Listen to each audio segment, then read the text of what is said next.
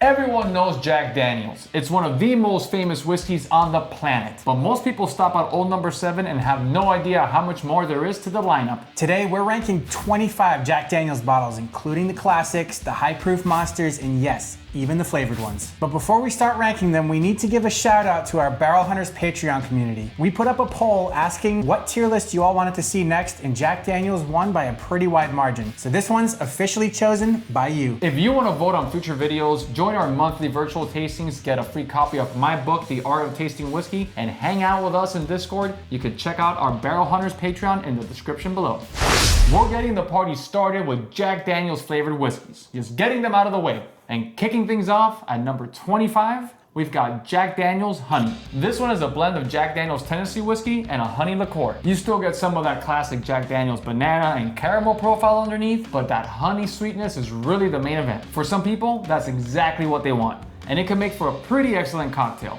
Obviously, it's sweet and a little too synthetic for my liking, but I'm ranking this thing on a curve because you know what you're getting with Jack Daniels Honey. You don't buy this $20 sugar bomb for sophistication. Compared to other flavored whiskeys on the market, it's not terrible by any means, but compared to the rest of the lineup, it just doesn't bring the same depth or complexity. I gave it a 75. The world needs Jack Daniels Honey. I disagree. You can't always be right, Ryan. This one was always gonna be an uphill battle for me because I'm just not a big fan of anything honey flavored or honey finished. The only exceptions are when it's combined with something else, like Penelope Rio, which has honey and amberana, or Garrison Brothers Ladybird. Otherwise, no thanks. I don't even like those cough drops that have honey in the middle. The second I taste it, I am out. I gave this thing a 60. So with Eddie's 75 and my 60, that averages out to a 68, putting Jack Daniels Honey in the D tier. These flavored ones are a little tricky. I'm putting them on a curve because obviously you can't compare these to like something like a Coy Hill, but as flavored whiskeys go, I don't think it's that bad. Yeah, so keep that in mind as you're looking at these rankings. Coming in hot at number 24, we've got Jack Daniels Fire, which is Old Number 7 blended with a cinnamon liqueur. If you like those red hot cinnamon candies, you'll probably understand exactly what they were going for here, but for me, the cinnamon just completely takes over. I had to give this one a 50. Oof. Okay. This one definitely leans hard on that hot, fake cinnamon candy flavor. It's sweet, it's spicy, and again, good in cocktails if you're looking for something with that flavor profile. Otherwise, you're likely using this thing at a party as a quick shot than something that you'd actually sit down and sip. To be honest, anything that reminds me of Fireball is almost always gonna get a hard pass from me. I gave this one a 60. With Ryan's 50 and my 60, that averages out to a 55, putting Jack Daniels Fire in the F tier where it belongs. That's right. At number 23, we've got Jack Daniels Apple. Like the other flavored bottles, this is Jack Daniels Tennessee whiskey blended with apple liqueur and bottled at 70 proof. The flavor reminds me a lot of green apple candy, very bright, very sweet, and very easy to drink. But it's also way too syrupy, even compared to something like the honey one, which I actually enjoyed a bit more. You can make some excellent cocktails with this artificially tasting bad boy, but it's not something that I'd reach for very often, so I scored it a 71. This one actually works a little better for me than the last couple we talked about. The apple flavor reminds me of a green apple Jolly Rancher sitting right on top of the whiskey. Ooh. It's definitely sweet, but at least here the flavor profile works better for me. I gave it a 70. With Eddie's 71 and my 70, that averages out to a 71, putting Jack Daniels Apple in the C tier.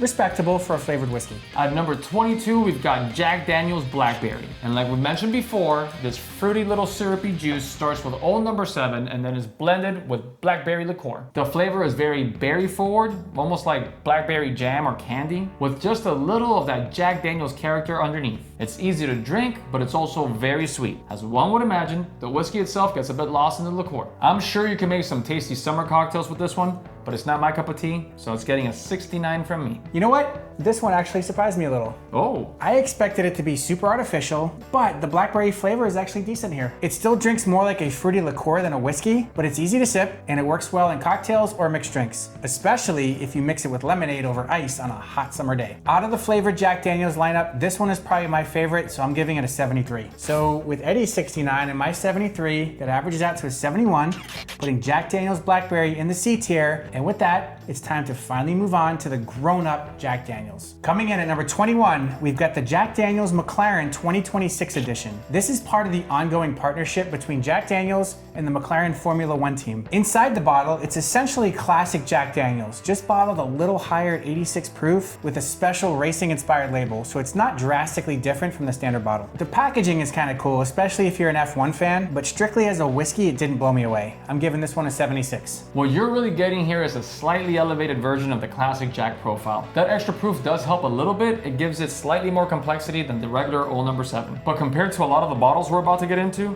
this one just feels a little more like a collectible than a standout pour. I gave it a 75. With your 76 and my 75, that averages out to a 76, placing Jack Daniels and McLaren in the C tier. Coming in at number 20, we've got Jack Daniels 10 year. Hell yeah. Sorry, Okay. you got excited to talk about a good bottle for once. Hell yeah, I don't Sorry, blame you. man. This is the bottle that kicked off the H series a few years ago. In fact, this was the first Jack Daniels release aged 10 years or higher in 120 years. This one takes the classic Jack Daniels recipe and lets it age for a full 10 years. And then it's bottled at 97 proof. And Ryan, I love the more mature side of Jack Daniels. You still get those familiar notes of caramel, banana, and baking spice, but the extra age brings in more oak and richness. Sure does. Yeah. It's a really solid step from the standard lineup and a great introduction to what older Jack Daniels can taste like. I'm giving this bad boy a 91. Most people associate the brand with Old No. 7, but when you let that same whiskey sit in a barrel for 10 years, it turns into something much more layered. You get deeper caramel, toasted oak, and a lot more structure than the classic releases. It's not quite as intense as the older versions we'll get to in a minute, but it's a really impressive whiskey and a great starting point for the age-stated series. 90 from me. With Eddie's 91 and my 90, that averages out to a 91, making Jack Daniels 10 year our first A tier of the day. Beautiful, and what a wonderful way to put it in the A. That sounded worse than I thought. I did not mean for it to come out that way. But it did, and it's staying. Coming in at number 19, we've got Jack Daniels 12 year, the next step up in the age series. And this one takes the same Jack Daniels mash bill, but bumps things up to 12 years old and 107 proof. Compared to the 10 year, this one feels noticeably richer. The oak is more pronounced, the caramel and baking spice get darker, and there's just more weight to the whole whiskey. It still has that familiar Jack Daniels DNA, but the extra age really pushes it to a more serious, layered pour. Upper A tier for me at 94. This one really feels like the sweet spot of the series for a lot of people. The proof jump from the 10 year gives it more structure, and the extra time in the barrel brings in deeper oak, spice, and darker caramel notes. It's hotter, but it's still really balanced, and it shows how good Jack Daniels distillate can get when they let it age a little longer. This is an impressive, excellent whiskey all around. I'm just a little bit of a step down here at 93. With Ryan's 94 and my 93, that averages out to a 94, putting Jack Daniels 12 year in the A tier along with his 10 year sibling. Oh, that's nice. I get to play together. They're hanging out? Yeah. That's cool. As long as the older is nicer to the younger one, because sometimes that's not always the case. Yeah, I guess we'll find out. Coming in at number 18, we've got Jack Daniels 14 year. While the 10 year started the series, the 14 year pimp slapped its way to the throne. This one is aged a full 14 years and bottled at a hefty 126.3 proof. So it's basically the distillery letting the whiskey go as far as it possibly can, and Ryan just whipping it out in front of everybody and saying, this is what we got. Damn. What really jumps out is the structure and depth. The whiskey feels thicker, the oak is more pronounced, and the finish hangs around for a long, long time. It comes across as a really mature, sophisticated pour, and it belongs no less than S tier level for me, so I gave it a 95. This is the bottle that really puts a stamp on the whole series. This is a not so subtle reminder that this distillery has been making whiskey for over 150 years, and when they really lean into age and proof, they can produce something seriously special. I also went S tier with a 95. And for the first time today, my friend, we are completely in sync. With our 95s, that makes Jack Daniels 14 year our first S tier bottle of the day. And what a good one, Ryan. Hell yeah. What a way to get there. And in sync, no less. Coming in at number 17, we've got Jack Daniel's Tenured Hill Rye. And this one is part of the Jack Daniel's Single Barrel Special Release series. It highlights whiskey aged on Tenured Hill, one of the elevated areas on the Lynchburg campus where barrels experience big temperature swings. The whiskey itself is a barrel-proof Tennessee rye, usually landing somewhere between about 130 and 148 proof. And this thing is every bit as explosive as the proof suggests. It's packed with dark fruit, mint, and baking spice. It's definitely not a casual sipper, but if you like high proof rye, it's an incredible pour. Another S tier offering from Jack Daniel's, 95 from me. Over the last decade, the Jack Daniel's brand has really leaned into these high proof special releases for whiskey enthusiasts, and Tenured Hill is a great example of that. You can tell the minute you see the color that this thing is probably gonna burn all the way down.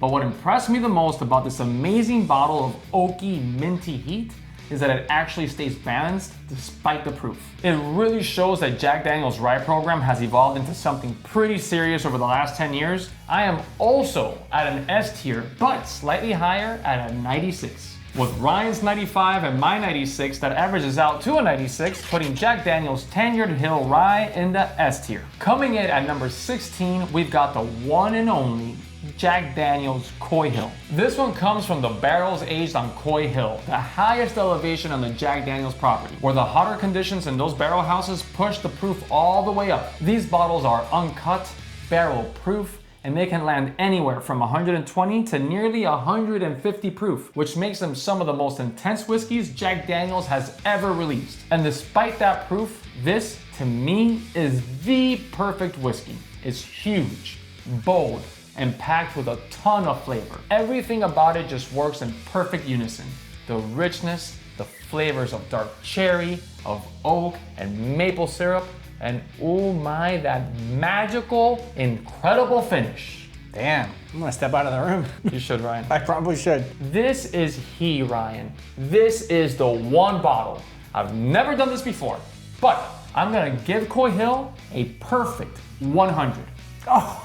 Okay. Yes. You know what really surprised me about Coy Hill is that it doesn't even taste like Jack Daniel's anymore. And not in a bad way, it just feels like its own animal. If someone poured this in a blind, I don't think my first guess would even be Jack. It's bigger, darker, and way more intense than what most people associate with the brand. And that's why it landed so high for me. It's not quite a perfect 100 like Eddie gave it, but it's still one of the most memorable Jack Daniel's pours I've ever had. I gotta go with a 97 here. Now with Eddie's perfect 100, in my 97, it averages out to a 99, putting Jack Daniel's Coy Hill in the upper echelons of the S tier. And you have a special place on our tier list because I think this is the highest ranked bottle we've ever done. Coming in at number 15, we've got Jack Daniel's Sinatra Select. And this one actually goes way back for us. It sure does, Ryan. Tell the fine folks why. No.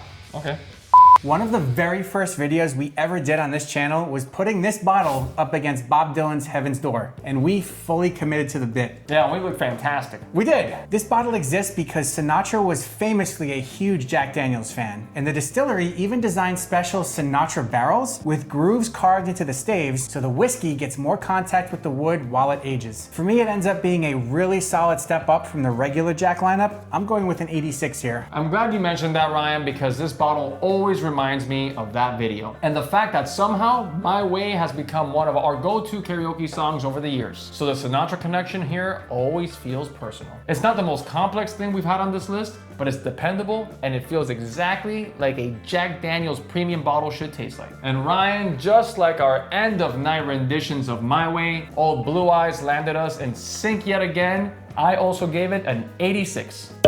With both of our 86s, Jack Daniel's Sinatra Select lands high on the B tier, and I think the chairman of the board would be proud. I think he would also be really proud of our merch. We're constantly adding new shirts to our Barrel Hunter shop, and we design everything ourselves. This is a great way to support our channel. So if you head over to our website, we've got tons of merch with your name on it. The link is in the description below and on the QR code on the right side of the screen. Next up at number 14 is Single Barrel Select. Up until this point, most people's experience with Jack is Old Number 7, maybe Gentleman Jack. Then you try this and realize the same distillery can produce something that's a lot more interesting when it comes from a single barrel. You can grab it at almost any liquor store. It's usually around that $40 to $50 range, and it's almost always a solid pour. I'm going with an 88 here. Here's the thing about single barrel select, and really all the single barrels. Every barrel is a little different, which is part of the fun. Some lean sweeter, some lean a little more oak forward, but it almost always lands in a really good spot. It's not trying to be the biggest or most extreme Jack Daniels out there, but it's a really good middle ground bottle. Something that you can pour for friends who think Jack Daniels is just a mixer and show them there's actually a lot more going on with Jack Daniels than meets the eye.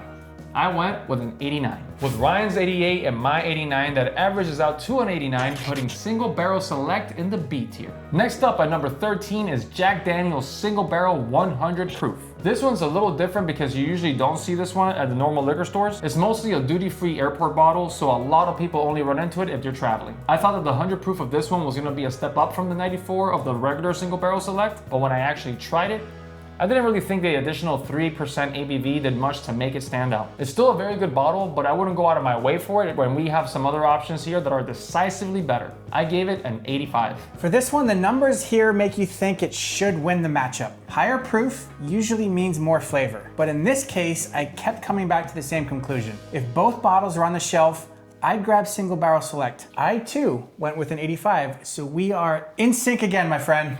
Woo! That's all I got. Okay. Our 85s put Jack Daniel's single barrel 100 proof smack dab in the middle of the B tier. Next up at number 12, we've got Jack Daniel's single barrel rye. And this bottle is actually pretty significant for the distillery. For almost 150 years, they basically stuck to the same mash bill. And then this came along with 70% rye, which made it their first new recipe since the 1800s. And this doesn't just taste like their Tennessee whiskey with a little spice added, it actually feels like its own thing. For me, it's one of the more interesting bottles in the Jack lineup because it shows the distillery can step outside of that old number 7 profile and still make something that works. I scored it an 88. While a lot of big distilleries jumped into rye when it got popular, many of those rye whiskeys tasted pretty similar. But our buddy Jack didn't follow that script. The single barrel rye has that signature Jack Daniel's note of banana nut bread, along with caramel and cherry, and this thing is unlike any rye that I have tried on the market today. For me, it's a very solid bottle, just not quite at the level of the A and S tier stuff that we've already seen, so I'm gonna give it an 87. With Ryan's 88 and my 87, that averages out to an 88, putting Jack Daniel's single barrel rye in the B tier. Coming in at number 11, we've got Jack Daniel's single barrel proof rye. So this is basically the same rye we just talked about, except now they leave it uncut straight from the barrel. And depending on the barrel you get, these things can land anywhere from 125 to 140 proof, so it's a pretty punchy pour. The rye recipe already has a decent amount of spice to it, and when you bottle it at barrel strength, it just turns the whole thing up to another notch. From the entire lineup, I'd say that the single barrel proof rye is the closest thing to the Tenured Hill release on the market. However, Tenured Hill's age and rickhouse weather make the juice significantly better. This is still a very good pour, and this big bruiser of a rye is getting an 89 from me. This bottle's interesting for me because it's one of the few times where Jack Daniel's actually lets their rye run a little wild. Ooh, a little wild. Yeah. Yeah. What are you, gobbling like a turkey over here? Yeah, I don't know what I am. Yeah. Most of the Jack lineup is pretty controlled and polished, but with this one you can tell they're not trying to smooth everything out. It's spicier, it's darker, and it just has a lot more oomph than the regular single barrel rye. And that's the reason this one landed higher for me. If I'm reaching for a rye from the Jack Daniel's lineup, this is the one that actually gives me something memorable. I went with a 93. With Eddie's 89 and my 93, that averages out to a 91, putting Jack Daniel's single barrel proof rye in the A tier. And we've been on par for most of the day, so it feels good that I finally get to pull one up into the A tier. Next up at number 10, we've got single barrel proof Tennessee whiskey. This one differs from the one we just talked about because that one used Jack Daniel's rye recipe, while this one goes back to the classic Jack Daniel's mash bill, the same basic recipe they used for old number 7. So instead of that big rye spice we just had in the last bottle, this one leans much more into the flavors people usually associate with Jack Daniel's: caramel, brown sugar, and banana bread. Just turned way up because it's bottled straight from the barrel. For me, this one landed right around the A tier line. It's big and flavorful, but I prefer the barrel proof rye a little more more, so I'm giving this one an 89. Ryan, those flavors you mentioned of caramel, brown sugar, and banana bread are the reasons why I keep coming back into the loving arms of Mr. Jack. While a single barrel proof rye is a deliciously unique take on bold rye whiskey, this Tennessee whiskey version feels like quintessential Jack Daniels. If someone told me that Jack Daniels is only used for mixing with Coke, this is the bottle that I pour to prove them wrong. I actually enjoy this one a little more than the barrel proof rye, so I went with a 91. With Ryan's 89 and my 91, that averages out to a 90. And just like that, Ryan, now it's my turn to pull one up into the stratosphere, A tier where it belongs, for Mr. Jack Daniels single barrel proof Tennessee whiskey. Coming in at number 9, we've got single barrel heritage barrel. And boy, this sumbitch is tasty. The reason why this one stands out is the barrel itself. Instead of normal Jack Daniels barrels, these are heavily toasted before they're charred, and the whiskey goes into them at a lower entry proof. What that ends up doing is pulling out a lot more of those sweet oak flavors. When I tried it for the first time, it reminded me of toasted marshmallow, graham cracker, and caramel. Almost like a smoky s'more in a glass. It's got richness, it's unique, and it's really easy to keep on sipping. I'm gonna give it a 93, easy A tier for me. What really sold me on this bottle was how different it feels from the rest of the single barrel lineup. A lot of those bottles lean pretty hard into the classic Jack Daniels profile. This one has a little bit of that, but the toasted barrel pushes it in a completely different direction. And that's really why it ends up being my highest rated single barrel. It still feels like Jack Daniels, but it brings something completely new to the table. Easy 94 from me. With Eddie's 93 and my 94, it averages out to a 94, putting Jack Daniels single barrel heritage barrel in the A tier, borderline S tier. Almost there, but not quite. Next up at number 8, we've got Jack Daniels Heritage Barrel Rye. And the easiest way to explain this one is that it takes their regular rye and gives it a second round of barrel aging. Hence, the twice barreled wording on the label. It spends years in a new charred oak barrel, and then they move it into one of those heritage barrels we just talked about for another couple years. That second barrel is heavily toasted, and that's really where the character of this bottle comes from. That twist is what pushed this into A tier for me. I scored it a 92. This bottle feels like it's meeting halfway between a rye and a toasted bourbon. Normally when you pour rye, you expect a lot of spice right away, and this one still has it, but the toasted barrel really softens that edge and brings out a lot more sweetness and toast. So if someone likes rye but sometimes finds it a little sharp, this is the kind of bottle that tends to land really, really well. I like the Tennessee Whiskey Heritage Barrel just a little bit more, so I'm gonna give it a 90. With Ryan's 92 and my 90, that averages out to a 91, putting Jack Daniels Twice Barreled Rye in the A tier. Up next at lucky number 7, we've got Jack Daniels Tennessee Straight Rye. And this is basically the entry point into a rye lineup. It's the same 70% rye mash bill that we've been talking about all video, but this one is bottled at 90 proof. So it's a lot lighter compared to the single barrel and barrel proof versions that we just ranked. When we were tasting through these, this one felt a lot simpler. The flavors are there, but they're not nearly as interesting as the other rye bottles that Jack Daniels is making. With that lower proof and age, you're also getting a lot less complexity. I'm gonna give it a 74. I completely agree. Oh, I'm so glad. I think the biggest thing working against this bottle is the competition it has from its own lineup. When you've already tried the single barrel rye or barrel proof rye, this one just feels like the lighter version of the same idea. It's perfectly fine whiskey, but it doesn't really give me a reason to reach for it over those other bottles. And just something to take note of, when the bottle switches to that tall, slender shape, it usually means you're getting into the more entry-level part of the Jack Daniels lineup. I scored this a 73. With Eddie's 74 and my 73, that averages out to a 74, putting Jack Daniels Tennessee Straight Rye in the C tier. Next up at number 6, we've got Jack Daniels American Single Malt. And this one's a bit different from everything else we talked about on this list. Most of Jack Daniels is built around a corn or rye mash bill. This one flips that completely. It's made from 100% malted barley, which puts it much closer to something like a scotch. It still has a little bit of that Jack sweetness in the background, but the malted barley really gives it more of a grain-forward, slightly chocolatey kind of profile. It's interesting, but compared to some of the other bottles on this list, it just didn't grab me the same way, so I scored it a 78. I'm sorry I didn't grab you the same way. It didn't. It was much more timid. American single malt is becoming a bigger category, and this is basically Jack Daniels' way of showing that they can play in that space too. The Oloroso sherry finish was a nice touch for this bottle, giving it some slightly fruity notes, but ultimately it wasn't enough to propel it into a higher tier. I'm gonna give it the same score that Ryan did, 78, so we are in sync again. Boom, baby. Hell yeah. Ow.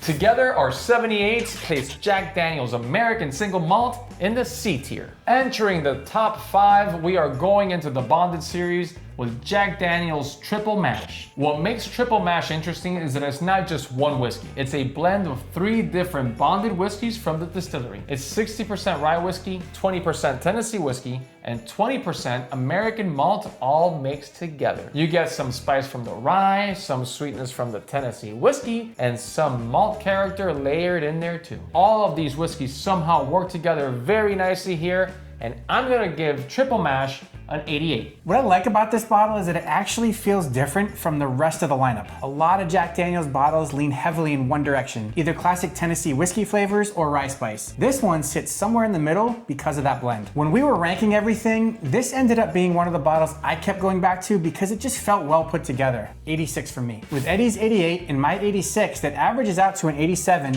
putting Jack Daniel's Triple Mash in the B tier, and this one might have been the most surprising one for me on this list. Next up at number 4, we've got Jack Daniel's Bonded Rye, and this is another bottle from the Bonded series. What that means is that it follows the bottled and bond rules. It's 100 proof, made in one distilling season, and aged at least 4 years in a government bonded warehouse. The proof gives it a little more flavor and feels more focused, but once we started comparing it to the other rye bottles higher up on this list, this one just didn't stand out the same way, so I went with a 77 here. I agree. I think that this is a bottle that is a good example of how competitive the rye lineup inside Jack Daniel's has become. On its own, this is a perfectly good whiskey. It's 100 proof and it's got that interesting Jack Daniel's rye note that makes it stand out from the other ryes. But when you line it up next to things like single barrel rye or the barrel proof rye, those bottles just have so much more depth. That said, I don't think it necessarily belongs in the C tier, so I landed at an 80. I don't think it's enough to pull it up though, huh? No, it's not. You f***ed it. With Ryan's 77 and my 80, that averages out to a 79,